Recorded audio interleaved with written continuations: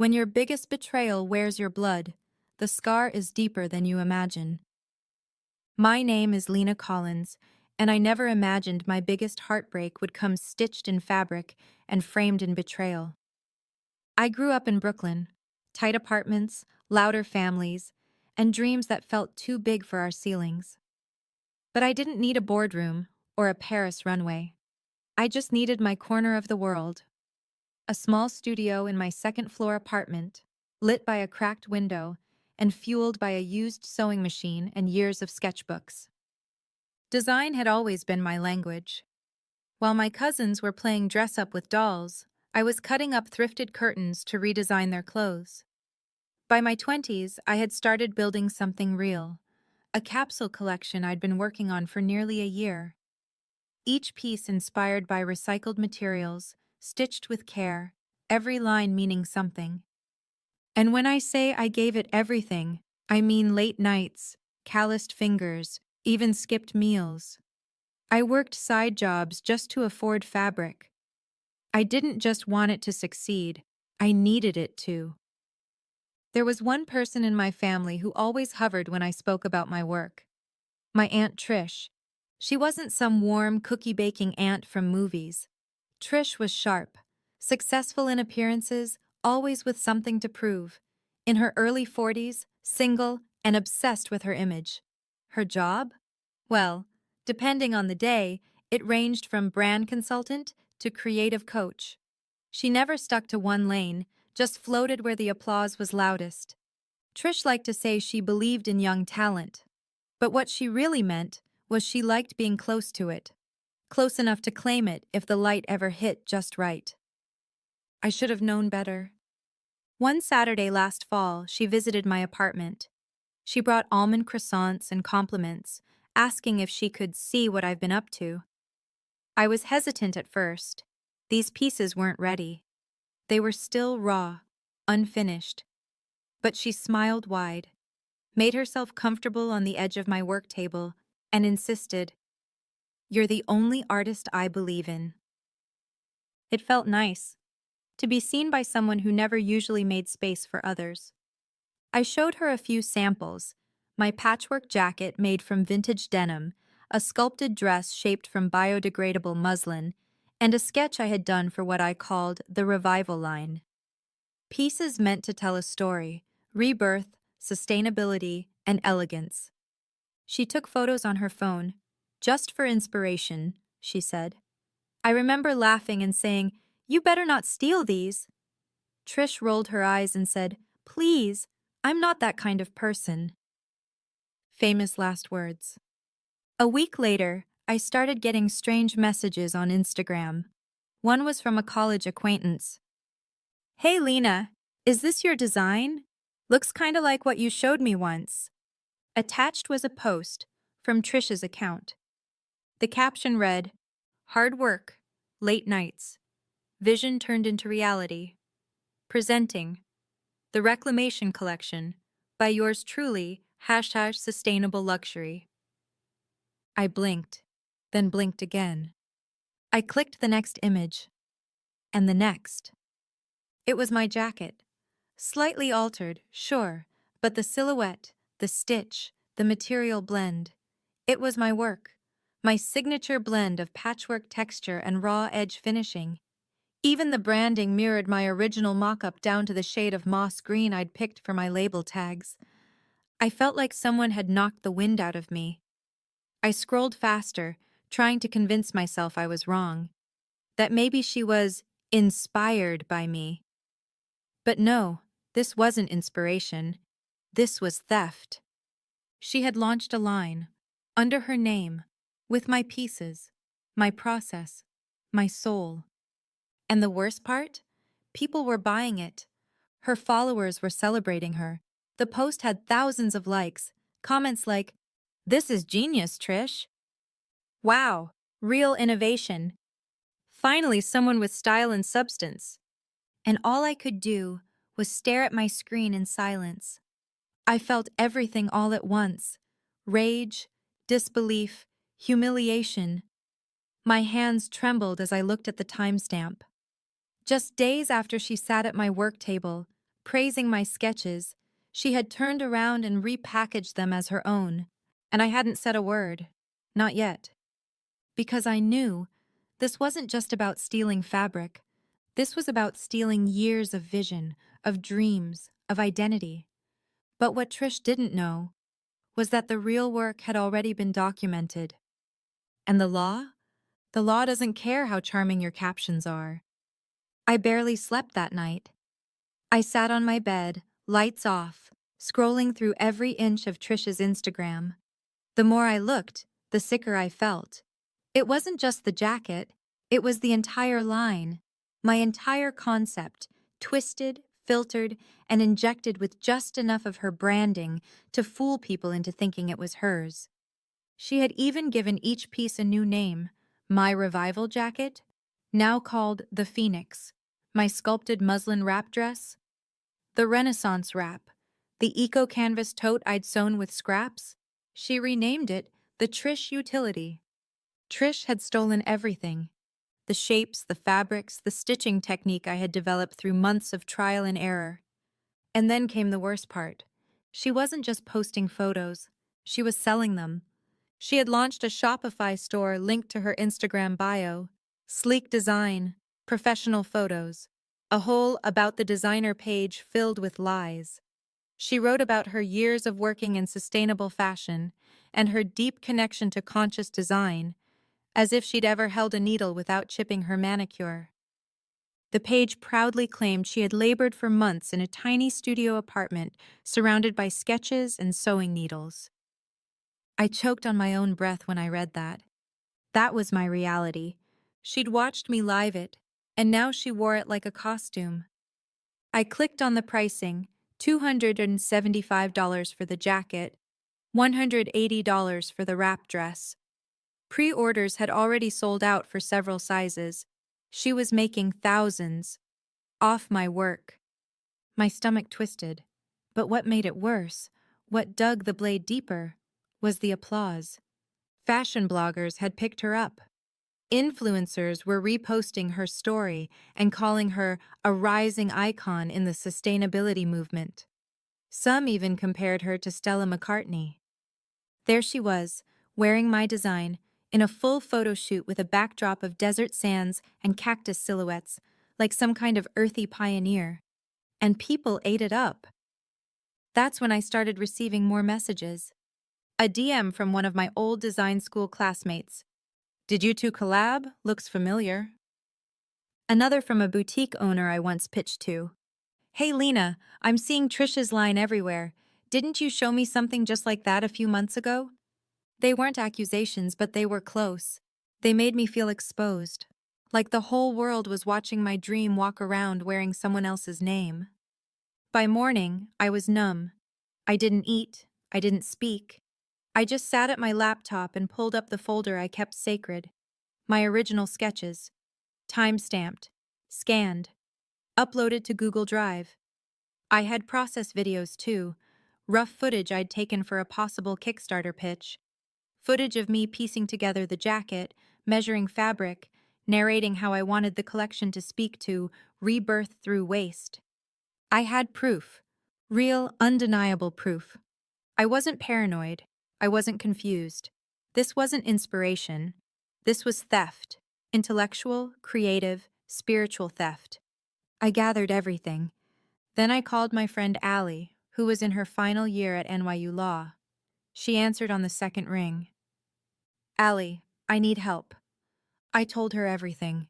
The sketches, the photos, the showroom she'd opened online, the lies, the stolen story. Her tone shifted from friendly to focused in a heartbeat. First, we document. Screenshot everything, every caption, every date. Then we get your original materials together and start the copyright registration process. I asked if it even mattered, if she'd just win anyway because she had followers, money, and the narrative. But Allie didn't blink. Lena, she said, copyright doesn't care about hashtags, it cares about proof, and you have it. That night, we filed the paperwork. Allie walked me through registering my sketches, my process documents, even the notes I'd written in my planner, because every single piece built the timeline. It would take a few weeks, maybe longer. But once registered, my rights would be legally recognized and retroactive to the day of filing. I felt something I hadn't in days. Control. Not revenge. Not yet. But control.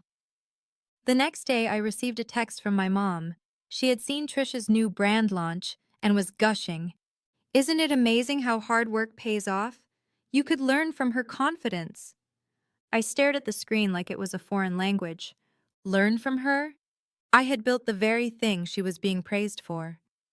But I didn't reply. I didn't call. I didn't rant.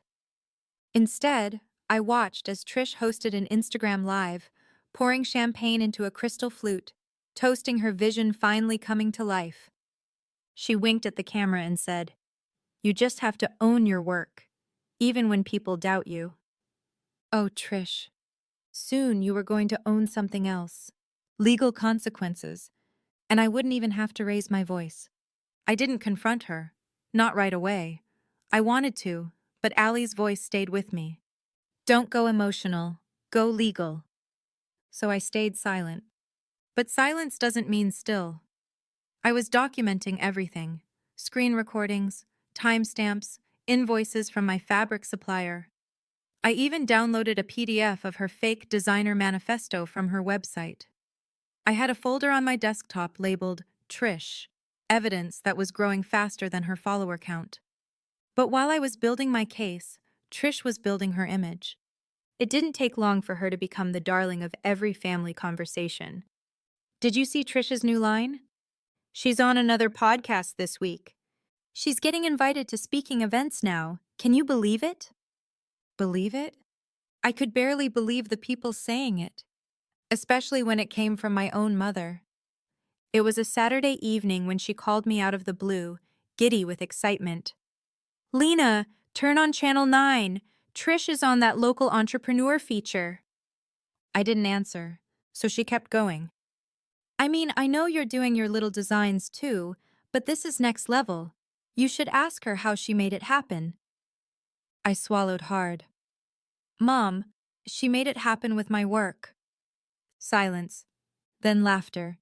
Not the kind you want to hear. The dismissive kind. "Oh, come on, don't be petty.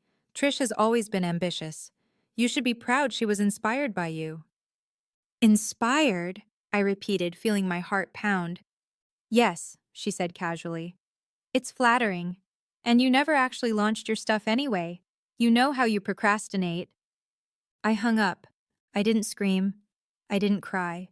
I just stared at the wall, realizing that even the people who raised me couldn't, or wouldn't, see the truth. They didn't understand what it meant to build something, to put pieces of yourself into every thread, every seam. It wasn't just fabric she stole. It was my voice, my story. I wasn't ready to forgive that. I wasn't even ready to discuss it. But the real punch came a week later at my cousin Megan's birthday dinner. It was at a restaurant in downtown Brooklyn, the kind with overpriced appetizers and dim lighting. I hadn't planned to go, but Megan insisted, said it would be good for family bonding. I showed up late, wearing one of my own jackets, something Trish hadn't gotten her hands on. As I walked in, I heard laughter, loud and hollow. Trish was at the head of the table wearing my dress, the muslin wrap. She had cinched it with a new belt, but the shape was unmistakable. I'd spent weeks designing that fit. She caught my eye and smiled like nothing was wrong. "Lena, love the jacket. One of yours?" I clenched my jaw and sat down without responding. Midway through the meal, she raised a glass and said, "Here's to women who create their own destiny, to the ones who don't wait for permission." Everyone clapped. My mother leaned over and whispered, "You could be like her if you stopped being so guarded." I didn't respond. Not because I didn't have anything to say, but because I knew no one would hear it. Not yet. Then Trish turned to me and said, "Lena, we should do a collab sometime. I could use some fresh ideas." That did it. I looked her dead in the eye and said, You already did, remember? A beat of silence. Then she laughed, loud. Oh, honey, inspiration is everywhere. You don't own the concept of recycled denim. Gaslight. Pure gaslight. I stood up and left. Not one person followed me. Not my mother, not Megan, not anyone. It felt like being erased. But what Trish didn't realize was, my silence wasn't weakness. It was strategy. That same night, Allie called me. Everything's submitted. Your copyright is officially filed. Now we wait. But if she keeps selling, she's only digging herself deeper. I exhaled for the first time all day. The law takes its time, but when it moves, it hits hard. I didn't need my family to believe me. I just needed the truth. And the truth had a paper trail. There's something deeply empowering about choosing silence when you're expected to explode. Everyone assumed I'd make a scene, that I'd lash out, post some vague Instagram story, or maybe call Trish out at the next family event. But I didn't, because I wasn't looking for revenge. I was building a record. Every day I added more to my folder. Archived screenshots of her website, her product listings, emails she was sending to clients, clips of her live sessions where she talked through her process, photos from that cursed brunch where she saw my entire sketchbook. And then came the big one. I found an old video I had nearly deleted, a low-resolution time-lapse I'd taken of myself piecing together the prototype jacket. You could see me holding up a fabric swatch, flipping through a sketchpad, scribbling notes. It wasn't cinematic, but it was real, time-stamped, date embedded, untouched. It was gold. I sent it to Allie immediately, along with the PDFs of my textile invoices and fabric receipts. We were assembling not just a copyright claim, but a timeline. A paper trail that proved my design was mine long before Trish had ever even uttered the word sustainable. You've got a strong case, Allie said after reviewing everything. But don't go public, not yet. Let her talk. The more she sells, the deeper she buries herself. So I watched. And she kept digging. Trish didn't slow down. She doubled down. A few days after that birthday dinner, she posted an entire carousel of behind-the-scenes clips. In one of them, she was mock sewing a hem, posing dramatically with a needle she clearly didn't know how to thread. Another clip showed her in the zone, sketching a design that looked suspiciously like something from my older concept boards. Her caption read, "Creativity is a muscle. Mine's been working overtime. Design queen, #reclaimed elegance." I didn't even get mad. I just hit save and dropped the post into my evidence folder. Her ego was a gift. Every lie she told was another brick in the case we were quietly building. Still, it wasn't easy. There were moments I wanted to scream, to post side-by-side comparisons, to make a thread calling her out, and tag every influencer reposting her nonsense. But I waited. Because Allie was right. I wasn't chasing a social media war. I was chasing a legal victory. 3 weeks after filing, I got the email I'd been waiting for. Subject: Copyright Registration Confirmation, Certificate attached. I stared at the PDF for a long time. It had my name, my designs, the filing date, the official seal. It was more than just a document. It was validation. That what I made mattered. That it belonged to me. That no matter how many likes Trish collected, the law had already taken my side. Allie called me 10 minutes later. "We're greenlit. Now we draft the cease and desist letter."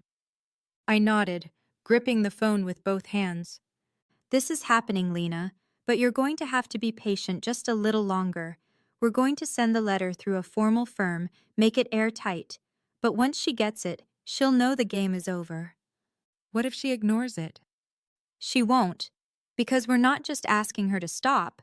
We're demanding back pay, damages, and full takedown. If she pushes back, we go to court, and she loses everything she made. I leaned back in my chair and stared at the ceiling. After everything, Every stolen stitch, every laugh at my expense, every family member who shrugged off my pain, it was finally turning. I didn't post about it. I didn't text anyone. But I did one thing. I went to my design table, pulled out a fresh piece of fabric, and started a new sketch. My hands moved differently, calmer, steadier. This time, I wasn't sketching to prove anything. I wasn't creating from a place of fear. I was creating from freedom. Trish had stolen a chapter, but the story was still mine. If I'd hoped Trish might start slowing down or acting with caution after that birthday dinner, I was wrong. She was just getting started. By the end of that month, Trish was everywhere. She was featured in a mini profile on a fashion startup blog. She posted daily motivational reels while sipping matcha in designer loungewear. She even showed off what she called her first brand collab, an upcycled purse line that looked suspiciously like a tote I'd made months ago with fabric from a retired Brooklyn upholstery shop. And the worst part? The world was cheering her on. Her Instagram following ballooned past 80,000. One video of her strutting through a flea market with the caption, "Real designers know how to hunt gold in trash," hit nearly 1 million views. She started offering $500 online branding boot camps for aspiring creators, claiming she could teach people how to turn nothing into an empire. I watched all of it. I watched in silence. The cease and desist letter had been drafted. Ali said it was already reviewed by the firm and ready to send. But there was a strategic reason for holding off just a little longer. "Let her peek," Ali had said. "Let her think she's untouchable." So we waited. And in that waiting, I burned quietly. Because even though I knew justice was coming, it didn't make the present hurt less. I watched influencers I respected repost Trisha's designs. I watched one of my own mutuals on TikTok unbox her Phoenix jacket, the same design I had sweated over for weeks, now mass-produced and hollow. And then the worst one hit. A podcast. A big one. It was a popular series that focused on women revolutionizing the industry. And there she was, Trish, talking about how hard it was to push through the noise and make something original in a world full of copies. I kid you not. She said those words. I listened to the full episode with my laptop open and a legal pad beside me, noting every contradiction, every exaggerated claim, every lie. She told the host she designed every piece by hand in her apartment, that she had studied textile sustainability for years, that she was mentoring younger creatives who struggled with discipline and follow-through. I nearly cracked a pen from gripping it too tight. And yet, the host adored her, called her a breath of fresh air in the fashion world.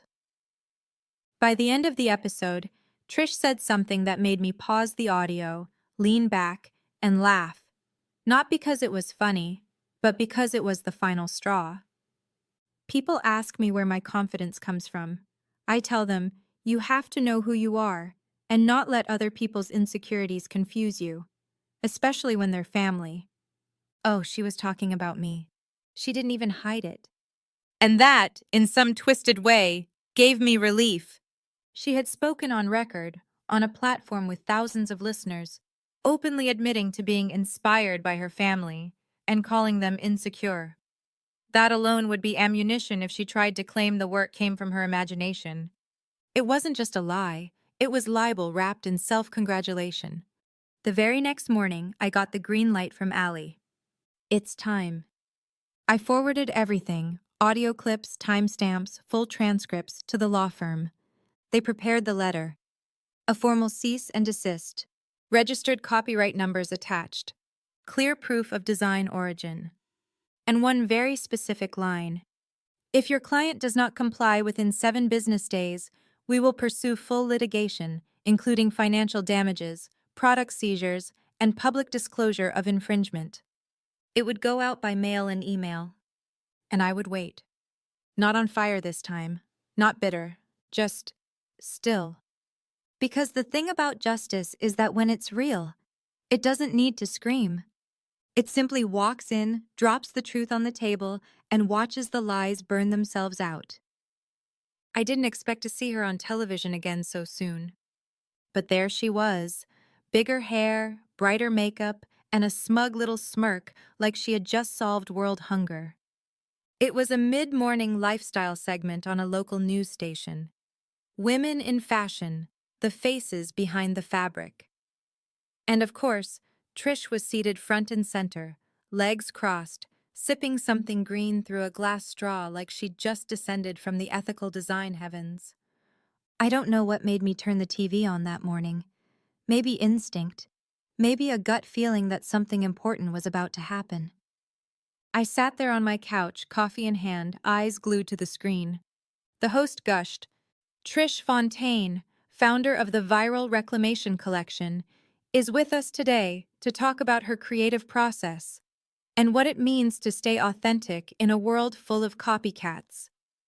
My jaw tightened. She smiled, tilted her head just slightly. Authenticity, she said, isn't about being first. It's about being honest with your journey. I design from lived experience, from passion, from grit. She was good. I'll give her that. She didn't miss a beat.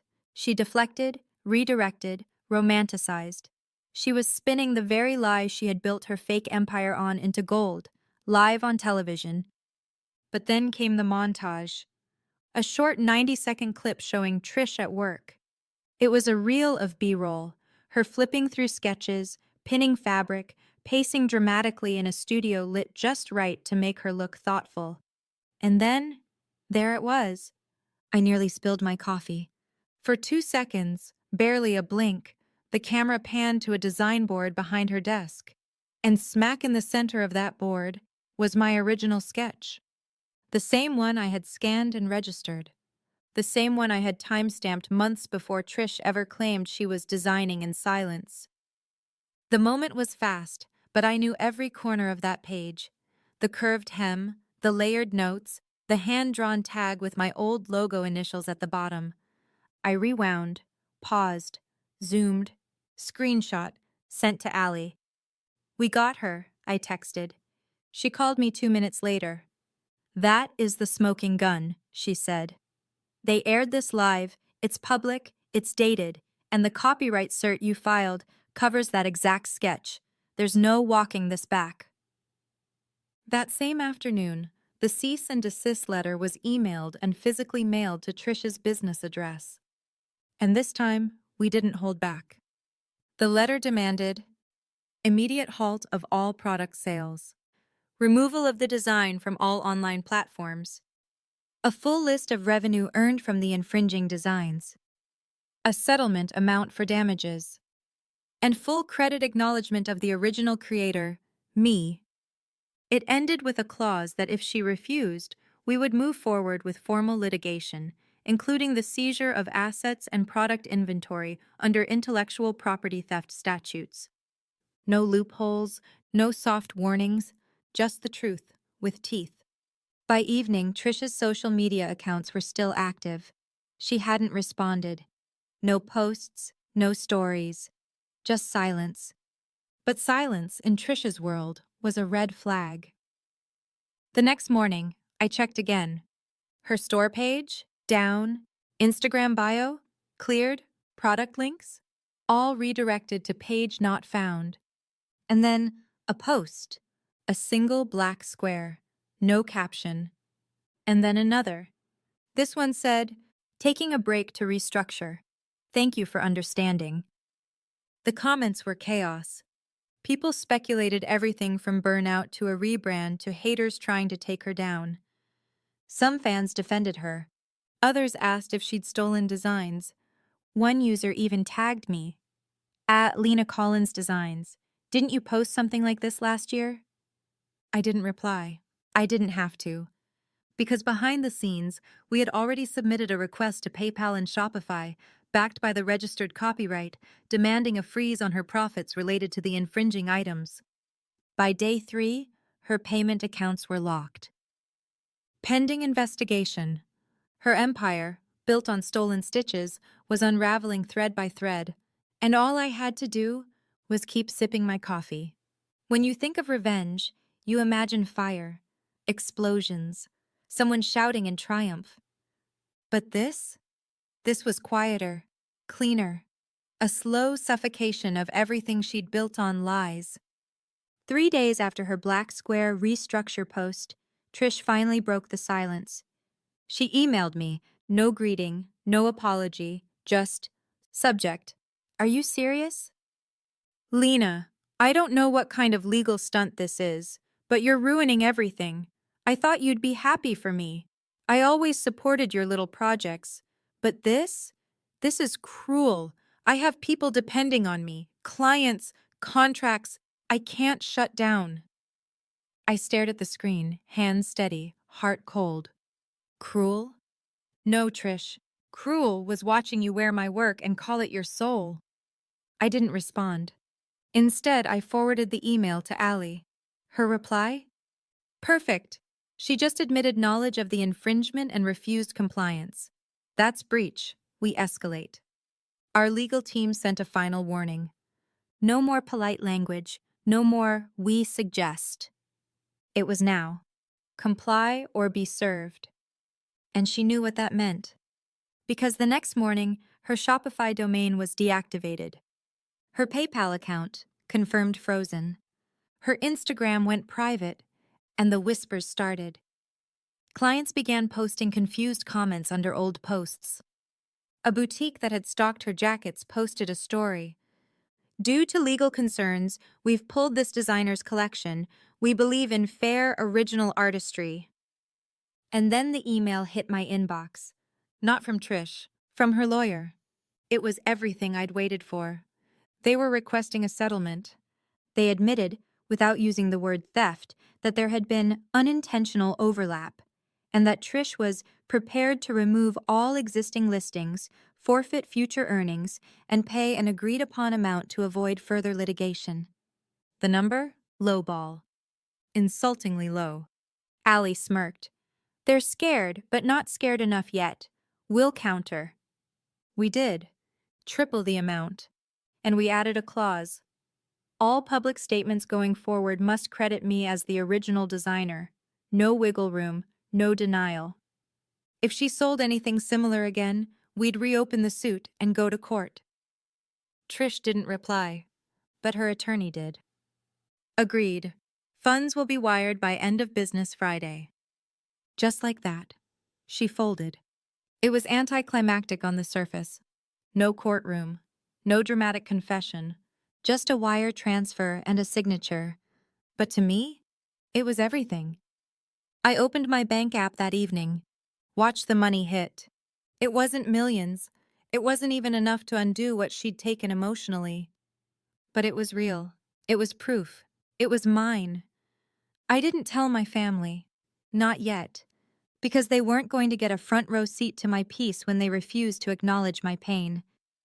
Instead, I took a long shower, cleaned my studio, lit a candle, and I pulled out the sketch that started it all. The one she accidentally revealed on that talk show. The one I had drawn at 2 a.m. months ago, hands shaking, heart full of hope. I framed it, and I hung it above my desk with one small plaque beneath it. See, Lena Collins, the original.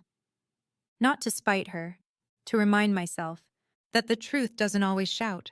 Sometimes, it just waits for the moment when it doesn't need to speak at all. Because when the law speaks, it's louder than any lie ever whispered in your name. It started quietly, like a storm that hits long after the thunder disappears. After the settlement was wired and the contracts were signed, I thought Trish might vanish from public view entirely, disappear into some quiet corner of shame and silence. But she didn't. She tried to claw her way back. At first, she made a few vague statements on her private Instagram. Screenshots were sent to me by mutuals. Sometimes people don't want to see you win. They'll tear you down instead of rising themselves. Being a woman in business means always defending your success from those who feel entitled to it. Real creatives know how to rise, again and again. She never used my name, never admitted fault, but the undertone was clear. She was playing the victim. I didn't reply, not publicly, not privately. Instead, I focused on my next move. I used part of the settlement money to officially launch my own website. Real photos, my designs, my name. No fake lifestyle shots, no borrowed quotes or bloated backstory. Just the truth, woven into every piece. And slowly, people noticed. Some of the same boutiques that once reposted Trisha's work reached out to me. One of them admitted, "We were skeptical at first, but when your lawyer contacted us and we saw the evidence, we pulled her stuff immediately. We're rooting for you, Lena." It felt surreal, but it didn't end there.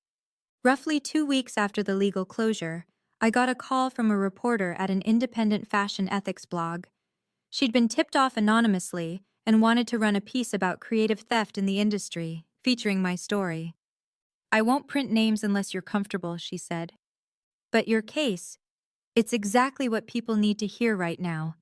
Designers are being stolen from every day, and they stay silent." I paused. For so long, I had protected my silence like armor. But now, it didn't feel like protection anymore. It felt like a cage. So I said yes. I shared everything: dates, images, the filing process, the emotional toll. I didn't make it about revenge. I made it about reclaiming ownership, about what it really means to be a creator in a world obsessed with fast fame and viral success. The article dropped 4 days later. The Cost of Copycats: How One Designer Took Back Her Name Without Saying a Word. It went semi-viral. Nothing explosive, but it reached the right people. Design students, indie brands, creatives who'd been there, who'd lost work, trust, years, to someone louder, richer, or just more connected. And slowly, the tide turned. Trisha's name became a cautionary tale in underground circles. Small forums discussed her fall from grace. One thread even joked, "If someone pulls a Trish, make sure you're filing, not fuming." She tried to pivot, tried to launch a vague lifestyle coaching brand under a new name. But the internet is forever, and screenshots never die.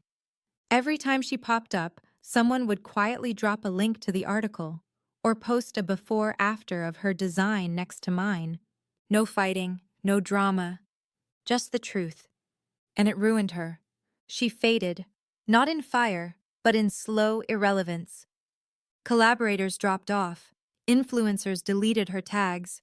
One even messaged me to apologize, saying, "We had no idea. You deserved better."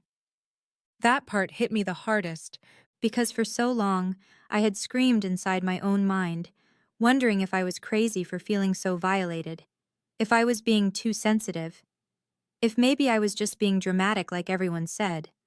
But now, people saw it. They knew. And the validation didn't come in applause. It came in accountability. By the time the year ended, Trisha's site had disappeared completely. Her name no longer trended in the indie fashion space. She was just gone. And me? I was still here, still creating, still original, still Lena. I thought the legal battle would be the hardest part.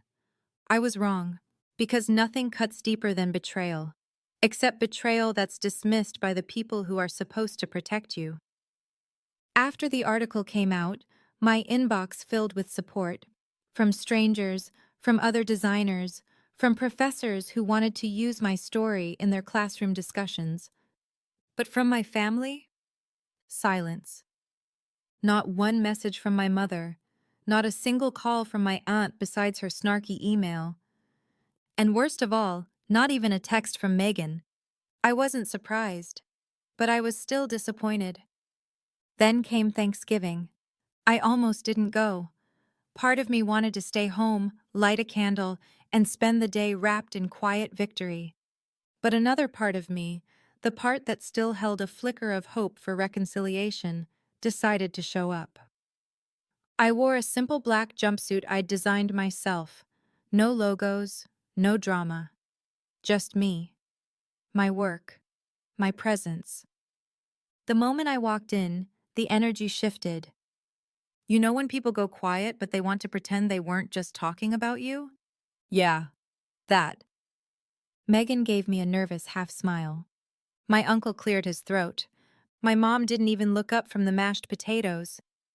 And then I saw her, Trish, sitting on the edge of the sofa like nothing had happened. Like she hadn't stolen from me, lied, gotten exposed, paid me damages, and vanished from the public eye. She looked smaller, makeup heavier, but the arrogance still intact. I took a seat across from her, didn't say a word. Dinner was stiff, quiet. Nobody brought up the article. But then, halfway through the meal, Trish made a fatal mistake. She laughed loudly and said, "You know, it's wild how people spin stories online for clout. It's like, do you want attention or do you want peace?" I set my fork down, slowly, deliberately, and I looked her dead in the eye. "I didn't want clout," I said. "I wanted my name back." The room went quiet. My mother blinked. "Lena, maybe we should—" "No, Mom," I said, voice steady. "She stole my work. You all saw it. You clapped while she paraded my designs around like trophies. You told me I was being dramatic. But guess what? The court didn't think so. PayPal didn't think so. Shopify didn't think so. And neither did her lawyer when he wired my settlement check." Trisha's lips pressed into a thin line. "That was a misunderstanding." "It wasn't," I cut in. "You didn't just copy me. You lied about who you were. And you let me sit there humiliated while everyone around me praised you for something I built." I turned to my mom. "You told me to be proud, to learn from her. What am I supposed to learn, Mom? That family gets a pass when they exploit you? That silence is better than justice?" Her eyes filled, but she said nothing, because there was nothing left to say. Megan finally spoke, quietly. "We didn't know it was that serious." I looked at her. "You didn't want to know.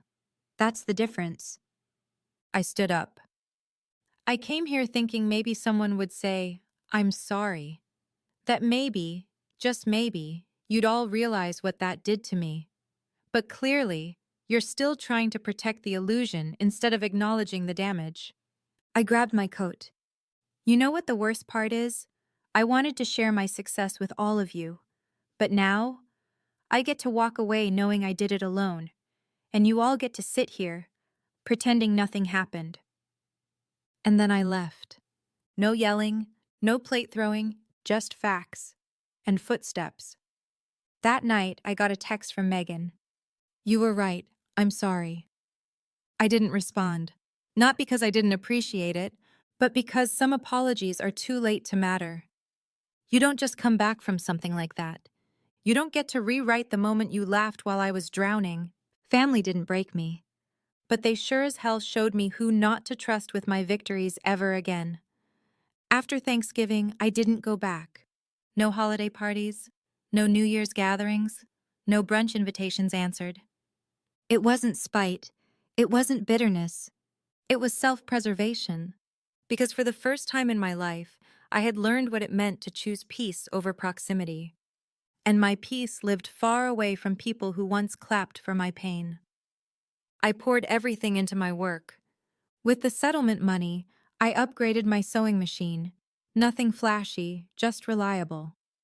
I repainted my studio, bought better lighting, installed shelves for fabric that once sat rolled on my floor like discarded dreams.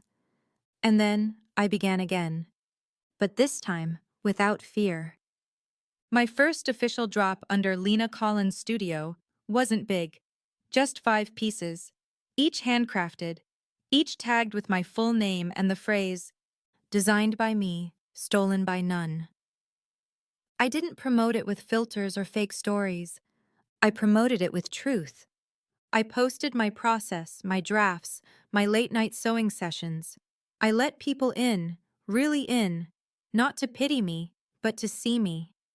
And it worked. Within the first 48 hours, every item sold out. Not because I went viral, not because some influencer reposted me, because people connected with the honesty in my thread. That same week, a community college fashion program asked if I would be a guest speaker. They wanted someone who had lived through creative theft and still stood up, still created, still owned her name. When I stepped into that classroom, I didn't feel small or bitter. I felt whole. I told them everything: how it happened, how I built my evidence, how the law moved at its own pace but eventually roared. I told them how hard it is when your family sees your pain and tells you you're overreacting.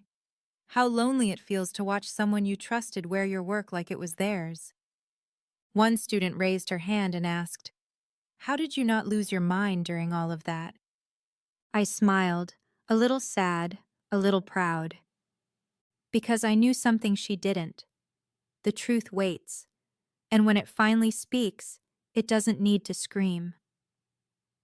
Afterward, a girl came up to me with tears in her eyes. My cousin took one of my poems, turned it into a song, and posted it like it was hers. My whole family told me to let it go. I thought I was crazy. I looked her in the eye and said, "You're not crazy, you're creative, and that scares people who don't know how to build, only how to steal." She hugged me, tightly. That night, I went home and stitched her name into a small patch of scrap denim. Just initials, just a symbol.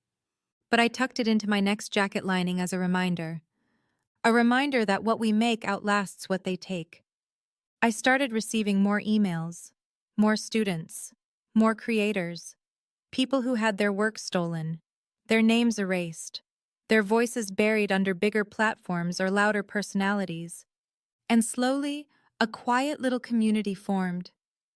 We weren't loud, we weren't famous, but we were real. And in this world, that's enough. My second drop sold out in 24 hours. A small boutique in Chicago offered me shelf space. A local magazine profiled me with the headline, "The Stitch That Snapped Back: How Lena Collins Took Back Her Name, One Thread at a Time." And through it all, I never mentioned Trish. Not once. Because she wasn't the story anymore. I was. This was never just about revenge. It was about redemption through creation. Every time I cut fabric now, I smile. Because I'm not chasing anyone, not proving anything, not waiting for family to clap or mentors to approve. I'm just creating. For me. By me. Because of me. And that's the kind of freedom no one can ever steal. Months passed. Spring returned to the city with its usual mix of floral chaos and stubborn wind, and I had nearly moved on, mentally, emotionally, professionally. My studio was thriving. I was collaborating with two small brands that actually credited their artists. My custom pieces were being worn by real people with real stories, not influencers chasing optics. And then, an email arrived. Subject line: Final Notice of Settlement Accounting. Trish Fontaine Case. It was from Allie, who had stayed looped in with the legal firm overseeing the post-settlement enforcement. I clicked it, not expecting much. But there it was, another payment. Apparently, Trish's assets had been audited. There were still funds, delayed payouts from old inventory she'd tried to hide in a side business account. The law firm had tracked it down, frozen it, and distributed a percentage to me as part of the original damages agreement. It wasn't huge, but it was something. I let out a breath I didn't realize I'd been holding. Not because of the money, but because it meant she didn't get away with it. Not quietly, not halfway, not in pieces. She didn't get to keep the story. She didn't get to keep the profit, and she sure as hell didn't get to rewrite the ending. I transferred the funds to my business savings. Not a single post about it. Not even a smirk. Because some victories don't need confetti, they just need to be acknowledged by you. And the funny thing is, while Trish faded, I started being invited into rooms she once pretended to belong in. A virtual panel on ethical design practices. a Q&A about intellectual property at a creative conference, a podcast for women in independent fashion, this time with my name in the title. I never made it about the drama. I made it about the lesson, and every time someone asked, "How did you get justice?" I gave them the same answer. I didn't fight louder, I just documented smarter, and I let the law speak for me. Because Trish had one fatal flaw. She thought being louder made her right. But what she didn't understand, what she never could understand, was that true creatives don't need to scream. Our work does the talking. And the law? It backs the truth. I started a new habit. At the end of every quarter, I review the very first sketchbook I'd ever filled front to back. The same one Trish saw that day in my apartment. The one she plundered for profit. It's worn now, smudged, some pages curling at the corners. But it's mine. Each page is proof, not just of what I built, but of what I survived. I framed the very first sketch, hung it above the door in my studio. Below it, I added one small plaque. Copyright registered. Stolen once. Never again. It's not a threat, it's a promise. Because people like Trish, they don't disappear. They rebrand, they shift, they find new ways to manipulate. But people like me? We don't fade. We evolve. We keep creating. We protect what we build. And we never, ever let anyone wear our work as their own skin again. By the time summer rolled in, I was in a different place. Mentally, creatively, emotionally. Not healed entirely, not naive about the possibility of it all happening again, but stronger, wiser, and deeply protective of what I now understood. Silence isn't weakness, it's strategy. When wielded with intent, it's more powerful than any outburst. That realization came full circle at Grandma's birthday party. She was turning 80, and the whole family was invited. I hadn't seen most of them since Thanksgiving, and truthfully, I debated skipping it altogether. But something told me to go. Not to prove anything, just to show up as me, the real version, the one who didn't shrink anymore. I wore a linen midi dress of my own design. Soft sage, clean lines, simple stitching, nothing dramatic, but it held me. And that was enough. The party was held in a rented hall, balloons, finger food, polite jazz music playing through tinny speakers. I walked in, and as expected, heads turned. Not out of malice, not even gossip, just a shift, an awareness. They knew what had happened. They'd read the article. They'd heard the whispers. Even the ones who hadn't said a word before. They knew now. I spotted Trish near the drink table. She looked tired, worn in the way someone looks when they're trying very hard to pretend they're fine. Her outfit screamed effort, designer label, statement earrings, but her posture was different. No sparkle in her eyes, no cameras, no audience, just faded ambition in too bright packaging. We made eye contact. For a moment, neither of us moved. Then she blinked and looked away. I didn't approach her. I didn't need to. Instead, I walked across the room and sat beside Grandma, who took my hand and whispered, "I always knew you were the real thing." No one asked about the lawsuit. No one brought up the article. But the energy had shifted. People were polite. Some even warm. One uncle patted my back and said, "You handled that whole situation with class." Megan gave me a soft, apologetic smile. My mom, well, she hovered. Eventually, she leaned in and said, "I didn't understand what it meant. What she really did. I should have listened." I nodded. Not forgiveness, not yet, but acknowledgement. And sometimes, that's the first thread of healing. Before I left, I walked to the edge of the hall where my sketchbooks were stacked neatly in my tote bag. I always carried one now, not out of fear of being copied again, but because I couldn't imagine not creating. Trish passed behind me, headed toward the door. She paused briefly. "Lena," she said quietly, I guess you won. I turned slowly, looked her straight in the eye. No, I said. I didn't win.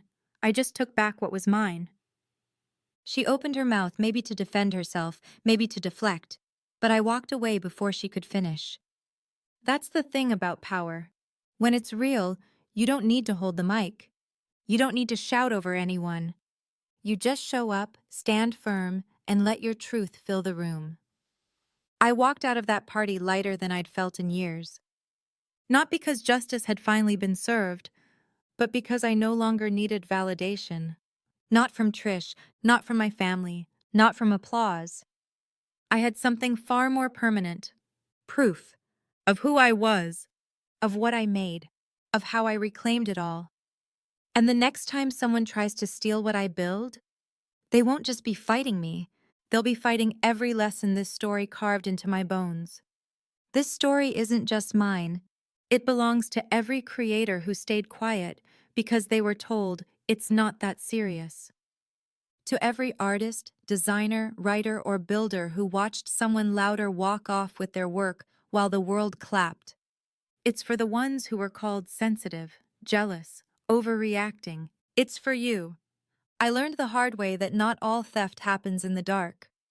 Sometimes it happens with champagne toasts and business cards, with fake smiles and hollow toasts at family dinners, with hashtags and filtered success stories built on someone else's foundation.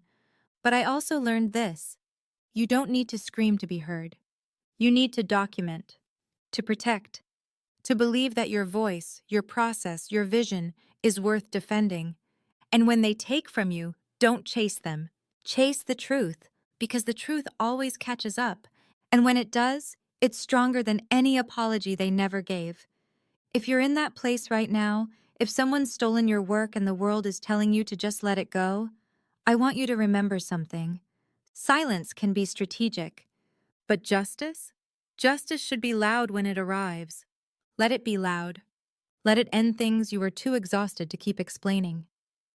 And if this story gave you clarity, courage, or just the comfort of knowing you're not alone, then it was worth telling. Thank you for listening. If you've ever been copied, dismissed, or told to be grateful while someone profited off your effort, this space is for you. Share your story in the comments. Let your truth breathe. And if you're new here, don't forget to subscribe for more real stories of justice, of betrayal, and of power reclaimed.